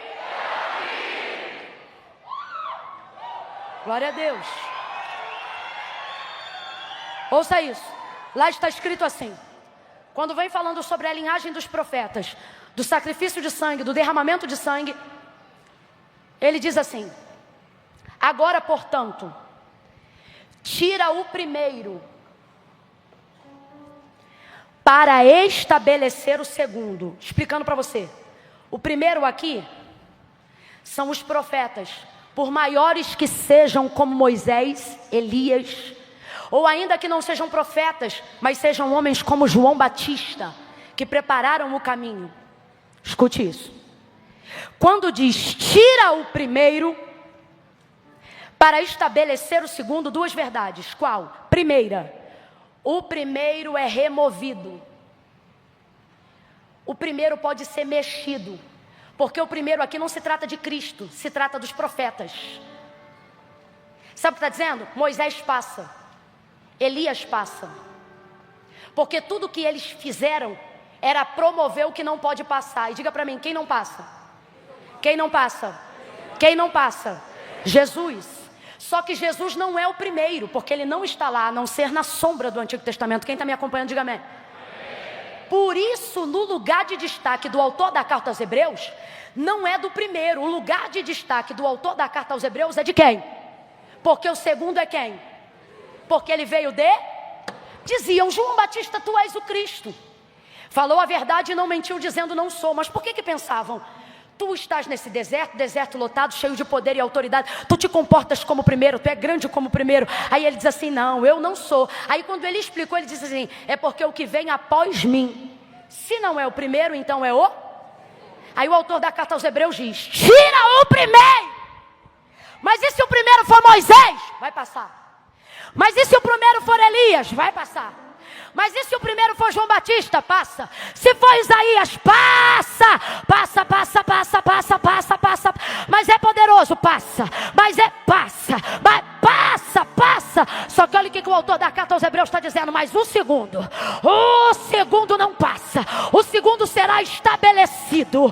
Tira o primeiro para estabelecer o segundo. Quem é o segundo? O segundo é Cristo. Então, segundo a verdade, o que ele está dizendo é: tudo que veio antes poderá passar, mas o que veio depois não poderá ser removido. Quem é Jesus? Jesus não veio para continuar ciclo de ninguém. Abre a mente! Jesus não veio continuar o que Moisés começou. Jesus não veio continuar o que João falou. Jesus não veio continuar o que Elias ou Eliseu fizeram. Não, não, não. Jesus não veio continuar. Jesus veio para fechar o ciclo. Tudo o que vivemos hoje deve ser para gerar resultado e não para gerar processo. Olha para quem está do teu lado agora e diga assim: você dá processo ou dá resultado? Diga: porque Jesus. Pregue aí para ele para encerrar junto. Diga: porque Jesus não te chamou para abrir processo, mas para gerar resultado. Diga assim: Jesus não veio para abrir processo. Diga: veio. Diga: veio. Veio. Veio. E virá de novo. Tá fraco? Diga: virá de novo. E quando vier de novo, abre a boca, eu estou pregando há 2 horas, só estou te pedindo 5 minutos. Diga: e quando vier de novo, não vai abrir processo, vai liberar sentenças. Olha para mim, ninguém glorifica agora, só depois da palavra. Sabe o que ele está dizendo? Eu não vim parcelar tua dívida, eu vim pagar. Está quitada, está quitada. Pare de andar por aí como se você dependesse de dar continuidade a tudo que os outros começaram. Eu estou te chamando para resolver. Eu estou te chamando para dar um basta. Eu estou te chamando para ser um solucionador de problemas. Quem acredita nisso, fica de pé para fechar o ciclo. Para fechar o ciclo. Essa noite é a noite de encerramento, porque é a noite de darmos resultado.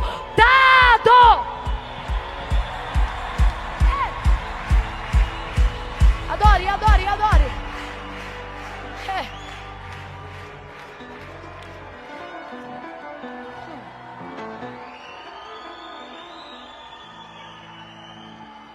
Sabe quem gosta de dívida parcelada?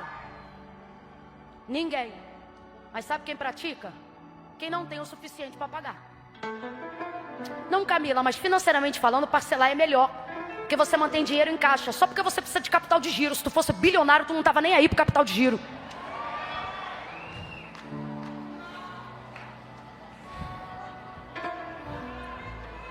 Ouça isso.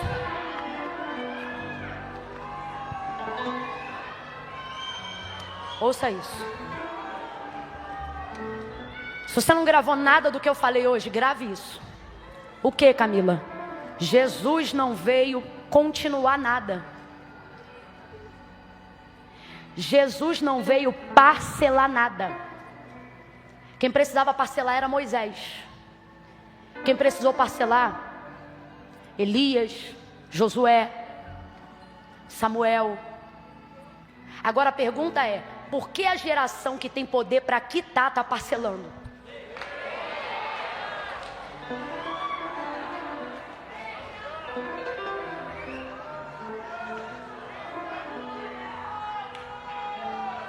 Abraão, ouça isso. Abraão não sabia que o lugar que Deus ia levar era Canaã. Ele não sabia. Mas para ele não importava, por 2 verdades. Primeira, Abraão não só teve que enterrar o irmão, mas teve que ver o pai morrer no lugar que levava o nome do irmão. Então eu vou te perguntar: você acha que ele quer ficar lá? Não leva mal não, ele é sim o pai da fé, mas Deus deu para ele motivação de sobra para não ficar lá. Porque Deus ajuda a fé. A Bíblia diz que Ele é o dono do querer e do efetuar. Quando tu quer muito uma coisa, não é vontade, é porque Deus já te deu a motivação. enterrou o pai, aonde o pai paralisou o sonho por causa da morte do irmão. Então tudo bem, Terá tem uma dor, mas Abraão também tem. Então quando Deus diz vai, de fato Abraão não sabia para onde. Posso te falar a real? Nem precisava saber. Porque ele pode não saber todos os motivos para ir, mas já sabe quais são os motivos para não ficar. Segunda coisa, quando Deus chama Abraão para ir para Canaã, Deus sabe que é Canaã, mas conta para ele. Ele não diz vai para Canaã, ele diz eu vou te levar para uma terra. Ele diz qual é a terra? Porque na verdade Deus não está chamando Abraão para conhecer Canaã, está chamando Abraão para conhecer ele. A promessa é só um pretexto. As coisas que Deus diz que vai fazer por você, olhe para mim, é só um pretexto. É a isca, o anzol é Deus. Tanto é que depois que você vê como é bom caminhar com Deus, o cumprimento da promessa já não é mais tão aprazível. Tanto é que tem profeta aqui, Deus está mandando eu dizer isso. Tem profeta aqui, tem pastor aqui, que está com medo da promessa se cumprir. Não tem prazer na bênção, porque acha que depois que cumprir Deus vai deixar ele. Só que o nosso Deus é Deus de Abraão, Isaac e Jacó. Deus de Abraão, Deus que faz promessa. Isaac, Deus que cumpre promessa. Deus de Jacó, Deus que mantém aquilo que já realizou. Deus não te deixa depois que cumpre, Deus te promove. Ouça, na caminhada que Deus vai fazer com Abraão, Deus vai levar Abraão a conhecer ele. Quando Abraão chega em Canaã, o lugar poderia ser só Canaã. Só que Abraão fez um negócio por conhecer Deus no caminho, que quando chegou lá, fez Deus promover ele antes de concluir. Camila, eu não entendi, é promessa em cima de promessa. É quando Deus nem cumpriu a da primeira etapa e já está te dando a da terceira, da quarta. Vou lhe dizer por quê. Porque quando Abraão chega em Canaã, Abraão não dá uma festa. Abraão não arma a tenda para descansar, nem bebe água. Depois que ele chega, a primeira coisa que o texto afirma que Abraão fez, quando chegou em Canaã, foi ergueu Abraão ali um altar. A ideia inicial era ficar ali. Só que quando Deus vê Abraão erguendo um altar, Deus não deixa ele ficar lá nem um mês direito. Deus diz para ele depois de pouco tempo: levanta a tenda e anda de novo. Por quê? Que aqui é pequeno. Eu vou dar um lugar para você e para sua descendência. E a partir de hoje, aonde você botar a planta do teu, eu vou te dar por herança. O homem mais rico financeiramente e com maior patente espiritual que passou pela terra no Antigo Testamento tem nome, é Abraão. Quem entrava na sua linhagem nem precisava crer no que ele cria, só por estar debaixo da asa dele já tinha direito de receber o que era dele. Deus não negociava com Abraão. Abraão, isso aqui é promessa, vou te dar uma terra. E isso aqui é aliança, vou abençoar os que te abençoarem e amaldiçoar os que te amaldiçoarem. Sabe o que ele está dizendo? Isso aqui é coisa rara, Deus não faz com todo mundo. Olha o que ele diz: Abraão, quem não gostar de você não precisa gostar de mim. Você está louco, isso é aliança. Isso é aliança. Ouça isso. Quando ele chega lá, levanta um altar. Quando ele levanta o altar, Deus diz: agora eu vou te dar muito mais. Só que o que a gente tem que levar em consideração, e eu prometo e encerro aqui, tão crente a beça, hein? Mas tem que encerrar, porque vocês estão manhã, tarde, noite, direto, manhã, tarde. Aí estão até amando Jesus, mas daqui a pouco vão estar dizendo glória a Genésio. Vão estar chamando Jesus de Genésio, de tanto cansaço. Escute. Quando Deus disse assim: sai da tua terra, Deus está reconhecendo uma coisa: Abraão, eu sei que essa terra do Senhor é a terra, a sua plenitude, o mundo e aqueles que nele habitam. Mas ele respeita a história de Abraão e de seu pai. Abraão, sai da tua terra, Abraão. Ou seja, eu sei que essa terra é tua, e vai para uma terra que eu vou te dar. Então assim, Abraão, sai do que é seu, porque eu vou te dar o que é. Qual é a equação aqui, gente? Deixa o que é seu para receber o que é. Quem está entendendo a equação, diga amém.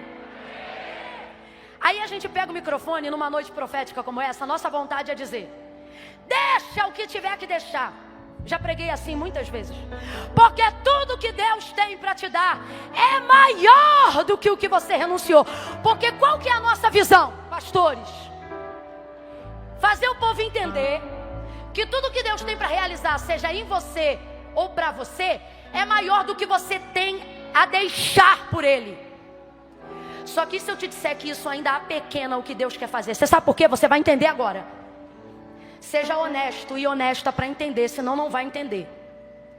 Quando Deus diz, sai da tua terra e vai para uma terra que eu vou te mostrar, Deus não está dizendo, Abraão, eu vou fazer o que é melhor. Não, a gente tem que parar com essa mania de achar que só tem que deixar o que tem que deixar, porque o que Deus vai dar é melhor. Sai disso, porque isso ainda é pequeno. Eu vou te dizer qual é a real proposta de Deus a Abraão. Olha isso aqui. Não é sobre ser valioso, é sobre sentimento de posse. Ó, sai do que é teu, sai do que é. Quem tem filho aí, levanta a mão. Admite com humildade, abaixa a mão, para ninguém perceber. Admite com humildade. Com humildade. Você considera que tem filhos de outras pessoas mais inteligentes que os seus filhos? Não dá o maluco louco, não. Não, meu filho é o mais lindo de todos. Para. Você sabe que o importante é ter saúde. Só para você entender o que é eterno. Você vai entender, eu não vou humilhar seu filho, não. Isso aqui é um exercício de humildade. Você reconhece que existem, não deixa o filho perceber, não. Só faz assim, ó.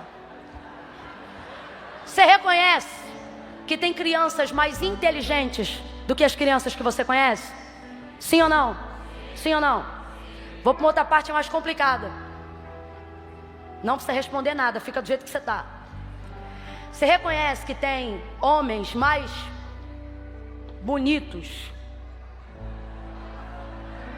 Não fala nada. Olha para o teu marido e diz assim: calma que vai chegar a vez dos homens. Irmão, você que é paz, não reage. Não reage.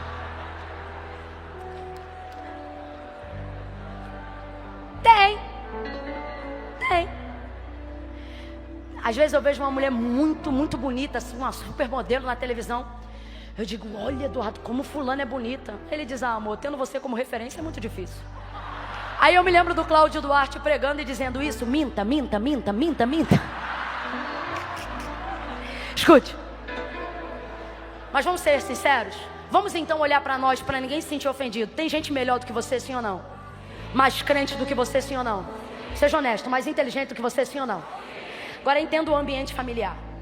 Mesmo entendendo que podem ter pessoas mais inteligentes do que seus filhos, mais bonitas do que seu marido ou sua esposa, não é sobre ser mais, é sobre ser seu. Vamos lá. Eu boto uma criancinha visualmente, aparentemente excelente na tua frente. E tá teu filho, boletim nota vermelha, vacilão, quebrou um negócio esses dias na tua casa, não interessa, mas é o teu filho. Sim ou não? Aí eu pego uma criancinha que é boazinha, igual um robô. Tu diz senta, levanta. Aí bota uma do lado do outra e digo, vamos trocar, tu me dá essa, que eu te dou esse aqui. Tu olha, dependendo do que ele quebrou, mas no final, irmão, se é pai e mãe, a resposta vai ser, porque não é sobre ser melhor, é sobre ser. Tá ligado? Quem tá entendendo? Não é sobre o marido da fulana dar rosa pra ela ou não. Não é sobre o marido da ciclana ser bonito ou não. O que importa é que quando o culto acaba eu vou pra casa, graças a Deus, eu durmo é com o meu marido. Eu sou amada pelo meu marido. Então não é sobre ser melhor ou não. Não é porque a esposa do fulano é mais bonita ou isso ou aquilo. É porque essa daí é a mãe dos seus filhos. É quem passou contigo a peleja. É quem tem contigo uma história. Então entenda isso aqui. Deus não vai mandar você deixar ela nem ele, não é isso não. Eu só quero que você entenda o que Deus está mandando Abraão renunciar. O que ele está dizendo é, Abraão, sai do que é. Quem aqui está pagando ainda casa própria? Quem está pagando casa própria? Só fica de pé quem fez contrato de 30 anos. A maioria. Imagina aquele hamburgão na época de boleto. Carro em 60 vezes, quem já fez em 60? Aquele hamburgão na época da folha, quem lembra? Quem lembra, nem quer lembrar. A última folha, quando tu paga aquilo, ou quando tu passa para outro. Ó, o alívio de verdade só vem nessa hora. Porque você diz, agora isso aqui é... Camila, mas o carro também é meu. Fica sem pagar 5 meses para ver se é seu. Porque está quitado. Quando quita, você diz, pô, agora é meu mesmo. Sim ou não? Quando Deus diz, sai da tua terra, é isso que Ele quer dizer. Abraão, tenta se desvencilhar da vaidade de viver no que é seu e vem para o que é meu. Agora ouça. Por que, Deus? O que o Senhor tem para me dar é melhor? Não. Não é sobre ser melhor. É sobre ser meu. E qual é a característica do que é de Deus? A Bíblia diz, a bênção do Senhor não acrescenta dor. Camila, então se é bênção, por que eu estou sofrendo? Porque não diz que não tem, só diz que não acrescenta. Segundo, poxa, Deus curou um monte de coisa agora, né? Segundo, tudo que vem de Deus é eterno. Tudo que vem de... O texto diz que uma das características daquilo que Deus faz é isso aqui, ó. Porque tudo que Deus faz durará eternamente. O termo no aramaico é esse, eternamente. Porque Deus é... Canaã foi de Abraão, sim ou não? Foi de Isaac, sim ou não? De Jacó, sim ou não? E até hoje pertence aos judeus, sim ou não? Todas as famílias na terra são abençoadas em nome de quem? Por amor a quem? Tenha medo não é Jesus não, é Abraão. Ele não está dizendo, foi a aliança que eu fiz com meu filho. Ele diz, foi a aliança que eu fiz contigo, eu faço com todos os homens. Por causa de você, eu vou abençoar todas as famílias. Onde tiver um núcleo familiar, Deus lembra de Abraão e diz, abençoa. Porque tudo que Deus faz durará. Resume, Camila, vou resumir. Quando Deus diz, sai do que é dessa terra, Ele está dizendo, sai do que é e vem para o que é meu, para o que é melhor. Não, Abraão, o que eu vou te dar é muito maior do que coisa melhor. O que eu vou te dar é...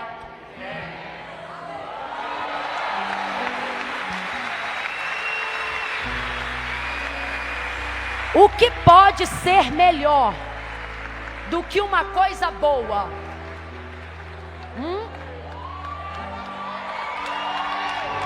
O que é melhor do que uma coisa que já é excelente? É saber que uma coisa boa não vai... Espera aí que Deus vai curar mais uma meia dúzia agora. Vai curar da alma. Sabe por que tu tens estado tão angustiado com as tuas demandas? Sabe por que tu não tem conseguido celebrar nem a bênção? Tem medo do carro ser roubado. Tem medo de não ter dinheiro para continuar pagando a casa. Tem medo das pessoas que você ama morrerem a qualquer minuto. Porque o seu fôlego está atrelado a elas, de tanto que você as ama. O telefone toca, teu coração já se angustia. É tanta notícia ruim. É tanta gente boa, perdendo gente boa, que você pensa, o que eu tenho de diferente para não perder também? Pode ser que eu perca o filho. Pode ser que eu também perca o marido. Pode ser que eu também perca alguém que eu amo. Isso dá um desespero e uma angústia tão grande. E esse silêncio confirma o que eu estou falando. Mesmo sendo crentes, estamos andando assaltados. Sabe por quê? Temos salvação, mas não encontramos mais a alegria. E desculpa, mas Deus mandou eu falar isso aqui. Que tipo de salvos somos nós? Que temos a certeza do céu, mas não temos a alegria do que é eterno. Sabe por que não temos mais? A demanda do que Deus deu é tão boa que nos apegamos ao que é terreno, esquecendo-se que na verdade a melhor proposta está no que é eterno, mas não estamos mais ligados na eternidade. Fale a verdade nesta noite e você vai encontrar de novo a alegria da salvação. Ouça isso, Salmo 51. Davi caiu, pecou, ofereceu o holocausto, pediu perdão ao sacerdote. Responda para mim, deixou de ser crente? Deixou de ser crente? Responda de novo, deixou de ser salvo? Davi deixou de ser salvo? Mas no 51 ele diz o quê? Torna a dar-me salvação? Porque ele tem certeza. Davi é filho da luz. Davi sabe que se morrer o destino dele será o céu. vida com Deus. Só que o que ele pede pelo amor dele, de Deus, no 51? O que ele pede? Torna a dar-me o quê? Salvação? Torna a dar-me o quê, gente? Então vou perguntar de novo, deixou de ser salvo? Vou perguntar agora para você. Cadê tua alegria?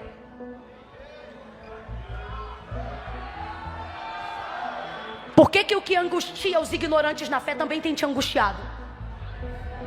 Ei, bagavaço, remigaço.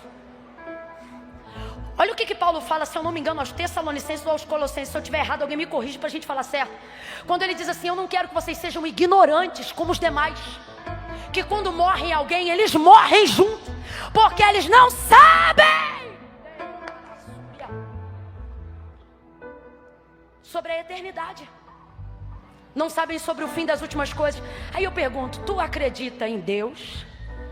Acredita em Jesus? Hoje eu não vou fazer apelo não, isso aqui é raro, porque Deus está dizendo: hoje eu não quero só salvar os de fora, eu quero restituir a alegria dos salvos de dentro. Cadê a alegria? Por que quando o caixa da tua igreja não fecha? Eu estou falando isso aqui porque me disseram que essa noite tinha muitos pastores. Por que o caixa da tua igreja, quando não fecha no positivo, tu perde a alegria? Com todo respeito, mano, que raio de salvo é você? Você é o tipo de salvo cuja alegria está no dinheiro. O tipo de salvo que sabe que se morrer vai para a glória, mas se deparar de frente com a morte pede arrego. Cadê Pedro na nossa geração? Cadê o povo que tinha a concepção de eternidade? Cadê as histórias do século 21? Porque quando eu leio a história do cristianismo em Roma, eu vejo historiadores com H, não são crentes não. Eu vejo a história do mundo antigo, relatando que na época de Terceiro César, o Coliseu estava queimando cristãos com cera e fogo. E então o governador perguntava: que osso é esse de canção no Coliseu? Não mandei queimar os homens na cera? Sim, mas enquanto eles morrem, eles cantam. Enquanto não soltam os leões, eles cantam. Que concepção de eternidade é essa que faz um homem no final de sua vida, e eu falo do apóstolo Paulo, está encarcerado dentro de uma cadeia, e o sistema dizer para ele: está preso, e ele disse: eu tô, mas a palavra que está em mim não pode ser encarcerada. As maiores cartas da igreja foram escritas de dentro de uma prisão. Aonde estamos, João? Na ilha de Pátimos, que sabem que serão queimados numa caldeira ou decepados, mas ao invés de entrarem de depressão, recebem as maiores revelações que o mundo já viu, arrebatados em espírito, porque sua alma é livre, sua alma é salva e sua alma é alegre. Restitui a alegria, restitui a alegria, restitui a alegria. A alegria da salvação. Segura isso aqui. Ei! A alegria que estamos pregando aqui, aquela que você tinha quando não tinha nada.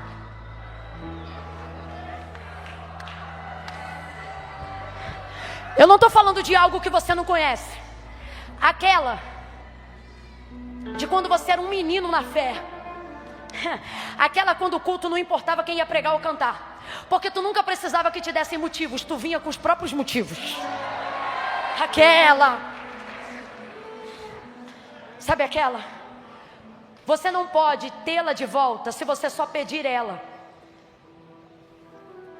Vou tipificar aqui. Quando você diz, como Davi, torna a dar-me a alegria da salvação, o que você está dizendo é: torna a ativar a minha mente para me voltar para as questões da eternidade.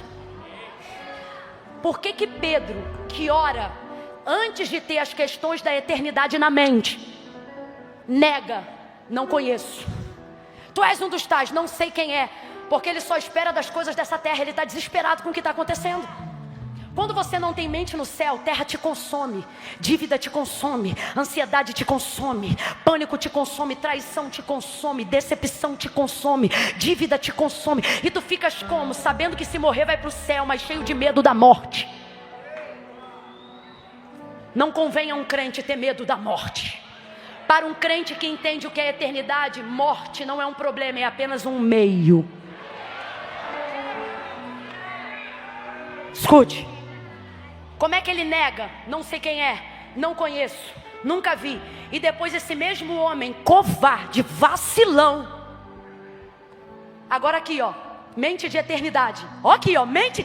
Ah, gente, nós não chegamos aonde chegamos e somos quem somos por medo do que nos acontecia aqui. A revolução, a maior que a igreja já viu, que chamamos de reforma protestante, não aconteceu com a gente levando pedra nem pau para a rua. Aconteceu com a gente tendo abertura de mente na palavra. Só a escritura pela escritura. Jesus disse: minhas palavras são palavras eternas. Céus e terras passarão, mas as minhas palavras nunca. Aonde estão os crentes que não tem medo do tráfico? Eu posso falar isso aqui na Bola de Neve. Eu perguntei assim: Priscila, me diga aí, aonde é que a bola tem igrejas mais longe? E ela disse: na Índia, um dos lugares de maior perseguição.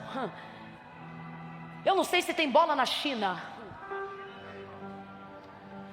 Não precisamos nem dizer aonde. Mas sabe por que a igreja entra onde o sistema não entra, o governo não entra? Porque todo mundo tem um protocolo que precisa respeitar. Quem é eterno? Quando Pedro concebe a ideia de eternidade e dizem para ele: faz o teu último pedido. Você não consegue imaginar que quem negou 3 vezes não vai pedir arrego agora.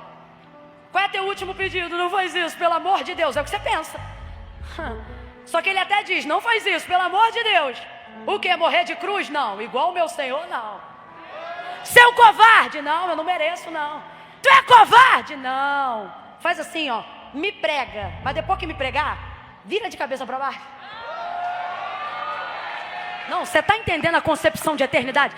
Você tira da mão de quem pode matar o poder de se alegrar com a sua morte. Olha aqui, Jesus no madeiro. Olha a concepção de eternidade. Quem aqui acredita na ressurreição de verdade não tem tanto medo assim da morte. Agora a morte é o último estágio do medo, porque todo ser humano racional há de ter medo da morte. Isso é óbvio, é bíblico. O que eu estou falando é: a morte é o último estágio. A gente está perturbado por causa de dívida, por causa de problema com A, B e C, falação do ciclano e do fulano.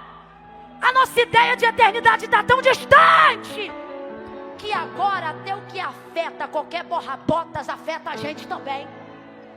Aí parece que eu vejo Jesus dizendo: que diferença vós tendes dos que perecem?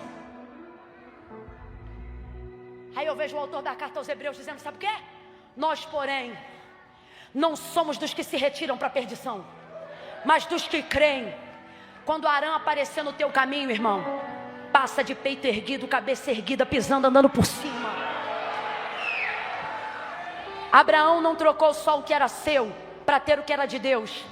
Ele abriu mão do que era temporário para abraçar o que era. Quando Deus diz: tira a mão do que é seu, ou solta isso, desculpa, mas eu vou falar. Deus está dizendo: sabe por que você acha que teu filho vai morrer todo dia? Porque você colocou teu filho no lugar que era meu. O que pode acontecer com ele a qualquer momento tira a tua paz toda hora. Você sabe por quê? Nenhum amor, nenhuma vida e nenhuma pessoa pode garantir o amor que você dá. Só o eterno pode fazer isso. Então é uma questão de sobrevivência e de inteligência, não deixar ninguém ocupar o lugar que só Deus dá conta. Só Deus dá conta de dar essa paz que você quer ter. Ouça-me, só Deus dá conta de saciar o amor que você quer ter. Então não coloque teu marido lá, não coloque teu filho lá. Com todo carinho eu chamo meu marido de vida, mas de verdade minha vida não está nele, minha vida está em Cristo. Com todo carinho, é um termo que a gente tem lá em casa: vida, vida, vida. De vez em quando ele olha para mim e ele diz assim: eu te amo mais que tudo. Se ele fala isso eu não reajo, porque eu fico chateada. Aí ele diz assim: eu te amo mais que tudo abaixo do meu Senhor Deus. Aí eu fico feliz, porque eu digo: o amor que você tem por mim não pode ferir o lugar que Deus está. Tudo abaixo dele, porque só ele dá conta de sustentar isso. Quando Abraão entra em Canaã, Abre mão do que é dele, Deus lhe dá o que é eterno. A oração que eu quero fazer aqui nessa noite é por todos aqueles que já servem ao Senhor. Você vai pedir: torna a dar-me a alegria da salvação. Mas antes dessa oração, torna a dar-me concepção de eternidade. Tem gente aqui que tem dito para Deus: Senhor, não volta antes de eu casar, não. Você perdeu a concepção de eternidade. Você está abrindo mão do que é 1000 vezes melhor do que casamento, porque você baixou demais seu nível cristão. Hoje casar é mais importante para você.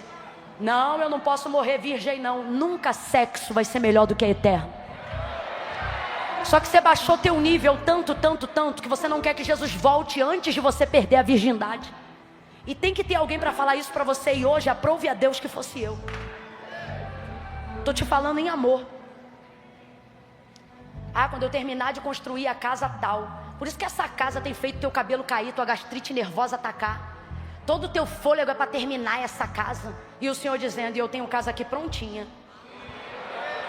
E vou dizer mais, hein? Ele está dizendo: se eu continuar te vendo muito perturbado com essa casa, eu vou te chamar para morar na que eu tenho pronta já aqui mais rápido do que tu imagina. Mas por quê? Perdeu concepção de eternidade. Não tem mais mente de eternidade. Alguém fala de fogo, você pula, você celebra. Alguém fala de céu, você perdeu concepção de eternidade. Está tão anestesiado que não sente. Vamos apresentar isso diante de Deus agora? Feche os seus olhos, curva a sua cabeça.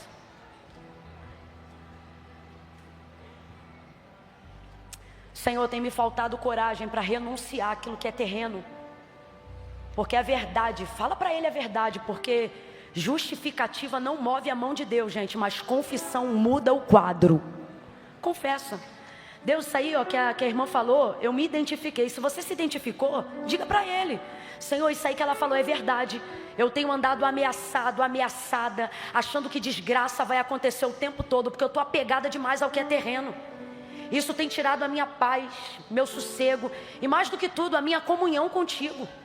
Eu já não sou mais, Senhor, aquela pessoa, sabe, que podia estar com o bolso vazio, mas o meu coração se mantinha cheio.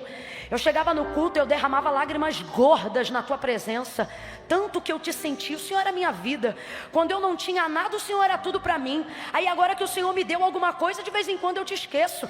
Mas cumpre na minha vida hoje o mesmo despertamento que tu deu a Moisés e ao povo em Deuteronômio capítulo 8. Quando o Senhor disse: quando eu fartar vocês e cumprir o que eu falei, e introduzir vocês na terra que jurei aos seus pais que lhe daria, e vocês se alimentarem, e vocês se saciarem, guardem de não esquecer da mão do Senhor vosso Deus, que vos tirou da casa da servidão. Que a nossa alegria não seja o carro, que a nossa alegria não seja a grife, que a nossa alegria não sejam as marcas, que a nossa alegria não sejam as casas suntuosas, o status, o prestígio terreno, o reconhecimento humano. Tudo isso é muito bom, tudo isso Deus faz, essas bênçãos Deus também dá, mas Deus é bem da verdade que não tem tido muita diferença entre mim e os que perecem, porque eu tenho perecido com aqueles que perecem, as mesmas doenças, os mesmos males. E não é porque no mundo tereis aflições, mas é porque eu também deixei perecer a minha concepção de eternidade. Eu já não te espero como eu te esperava, eu já não te aguardo como eu te aguardava, eu já não tenho mais o desejo de dizer Maranata. Ao invés de dizer vem, eu tenho dito: espera eu me casar, espera eu enriquecer, espera eu prosperar, espera eu ser mãe, espera eu ser isso, aquilo. Mas há poder no teu nome, o teu Espírito que convence o homem do pecado, da justiça e do juízo está entre nós aqui nesta noite. Por isso eu te peço: salva almas, mas alegra também as almas que o Senhor já salvou. Ensina cada um aqui que já te serve, cada um aqui que já te reconheceu como único e suficiente Salvador, a procurar a alegria da salvação que pereceu aconteceu ao longo dos dias, ao longo dos anos. Já se passaram muitas estações e muitos aqui estão fingindo que não perderam, mas a verdade é que nós hoje estamos aqui para reconhecer que precisamos te clamar. Abre a nossa concepção de eternidade, porque como disse Paulo, o homem que espera dessa terra é o mais miserável de todos os homens.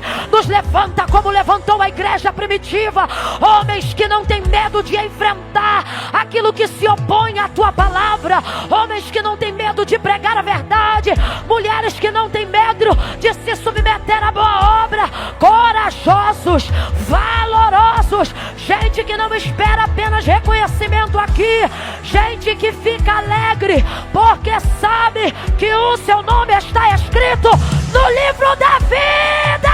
Aonde houver um crente aqui cujo nome está escrito no livro da vida, a tua palavra diz: ao que vencer, ao que vencer, ele reinará comigo. Oh Deus, nos dá concepção de eternidade, nos concede nesta noite a alegria, alegria, alegria, alegria, alegria, alegria, alegria, alegria, alegria, alegria, alegria, alegria, alegria, alegria, alegria. Renova, batiza, levanta, liberta de dentro para fora, concede alegria.